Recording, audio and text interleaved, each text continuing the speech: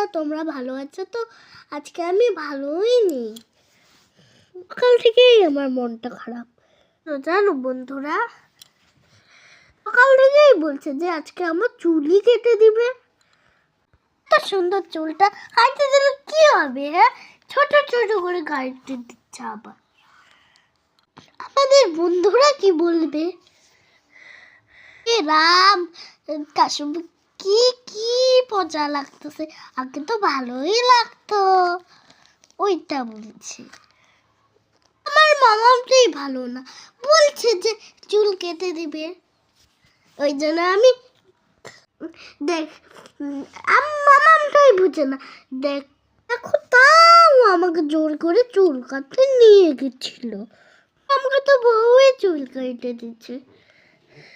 আর বউ আমাকে এতক্ষণ বসা রাখতেছিল, আমার তো চুলই কাটতে ইচ্ছে করতেছিল না।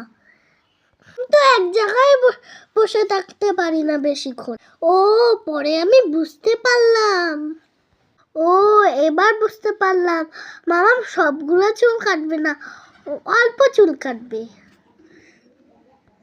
তাহলে তো ভালোই লাগবে দেখতে।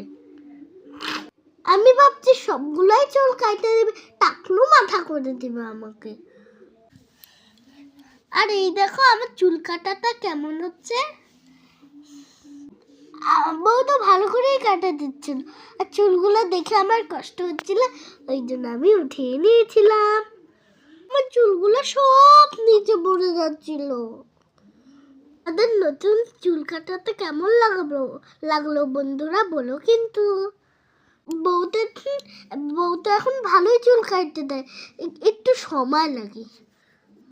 আমার অতক্ষণ বসে থাকতে ইচ্ছাই করছিল না।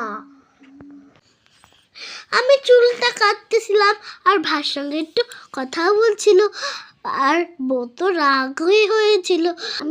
আমি ভাইয়ের সঙ্গে গল্প করছিলাম আর আর মাথাটা ওদিক আর এদিক নাড়াচ্ছিলাম। ওই জন্যই তো আমাকে বউ বকা দিল, বললো কি তোর চুলটা একদমই পচা হবে। বলবে কি ছি, কাশবির চুল কাটা তো একদমই ভালো হয়নি, পচা পচা হয়ে গিয়েছে। আমার চুল কাটাটা কেমন লাগলো বন্ধুরা বলো কিন্তু। টাটা, আমি এখন চলে যাব, আমার চুল কাটা হয়ে গেছে। তোমরা সবাই খুব খুব খুব খুব খুব ভালো থেকো। আবার পরে দেখা হবে।